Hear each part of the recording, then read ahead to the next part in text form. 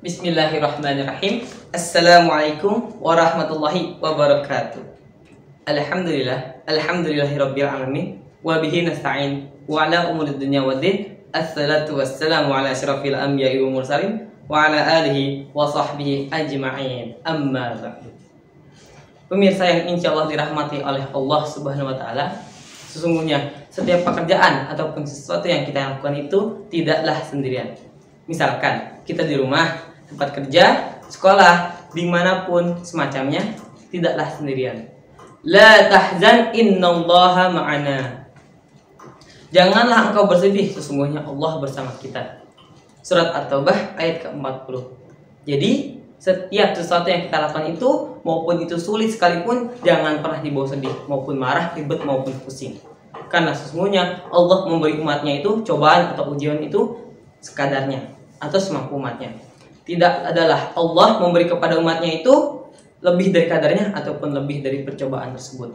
Karena sesungguhnya la yukallifullahu nafsan illa wus'aha. Allah tidak membebani hambanya melainkan dengan kemampuannya. An Abi Hurairah radhiyallahu an qala Rasulullah sallallahu alaihi wasallam ma yadalul bala'u bil mu'minina wal mu'minat fi nafsihi wa waladihi wa ma lahu hatta yalqallaha wa ma alaihi khati'ah.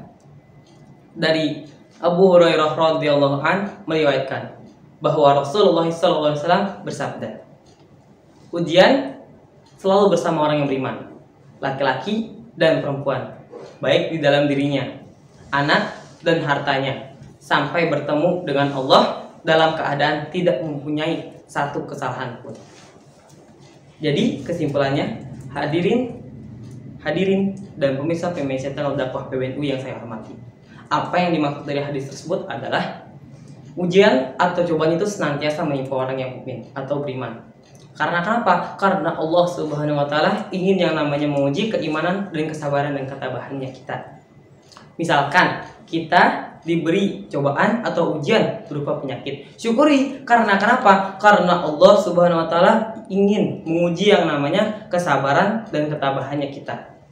Kita juga harus mengambil sisi positifnya, seperti tahun lalu pada tahun 2019 saat COVID-19. Mungkin saja Allah ingin yang namanya menguji keimanan kita saat kita di rumah dengan kita tidak disibukkan dengan urusan dunia. Apakah kita melakukan ibadah makin rajin ataukah tidak? Apakah kita membuat kebaikan ataupun kejahatan? Kebanyakan orang jika diberi cobaan dari Allah Subhanahu wa taala hanya mengambil sisi negatifnya saja. Padahal setiap yang namanya cobaan ataupun ujian berupa teguran kepada umatnya. Contohnya pada tsunami Aceh tahun 2004 tahun yang lalu. Allah menegur kepada umatnya untuk selalu yang namanya berikhtiar kepada Allah, bertaubat segera kepada Allah, karena sesungguhnya kematian itu tidak ada yang mengetahui.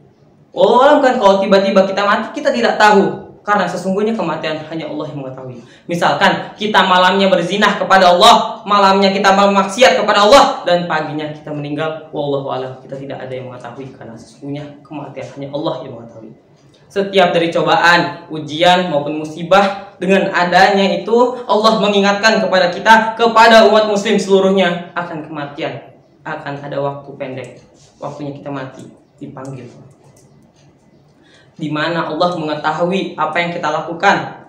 Allah mengetahui apa yang kita lakukan ke setiap harian pekerjaan kita. Allah mengetahui, kan sesungguhnya Allah itu Al-Alim yang Maha mengetahui.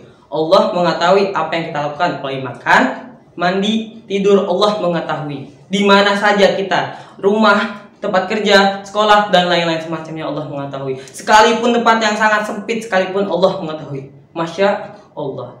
Jadi pemirsa channel dakwah PBNU yang saya hormati, janganlah pernah merasa sendirilah, insyukurlah atas semacamnya, karena sesungguhnya Allah selalu bersama kita. Allah selalu bersama orang yang beriman, Allah selalu bersama orang yang mukmin.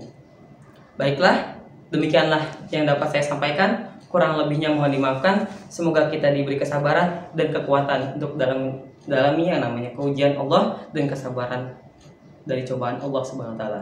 Wallahu muwaffiq ila aqwamit thoriq. Wassalamualaikum warahmatullahi wabarakatuh.